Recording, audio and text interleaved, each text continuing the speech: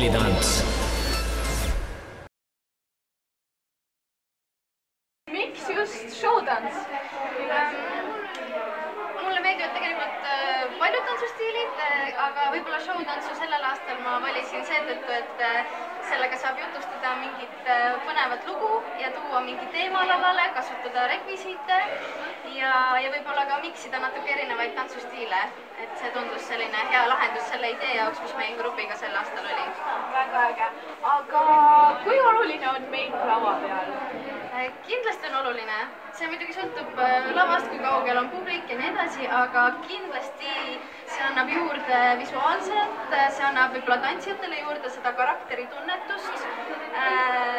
Kogu see tervik on hästi oluline, soeng, meik, jah, see peab olema läbi mõeldud, huuled, silmad, kõik loomulikult oluline.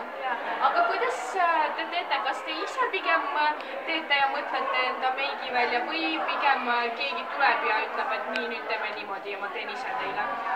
Jaa, me siiani oleme teinud ise, meil on grupis mõned väga ägedad tüdrukud, kes võib-olla, kellele endale meeldib meigiga rohkem tegeleda ja siis me oleme teinud sellised väiksed töörühmad, et nemad siis võib-olla natuke mõtlevad, guugeldavad, pakuvad ideid, milline võiks meik olla ja siis me ühiselt arutame. Ja kellel võib-olla on rohkem kätt selle peale, siis nad aitavad üksteist. Nii et niimoodi oleme oma grupiga selle saanud tehtud.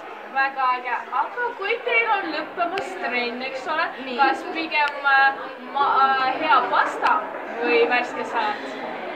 Kindlasti võib-olla ideaalis võiks olla õhtu lõpetuseks värske salat, aga eks tantsijad on ka inimesed ja vahel võib pastat ka süüa. Aitäh sulle, Viskaviis! Pile peale, käed tood siia niimoodi puusanukkide juurde ja siis, kui sa astud vasakule, viid pea ka vasakule, vastu paremale ja pea paremale. Boom, boom, boom.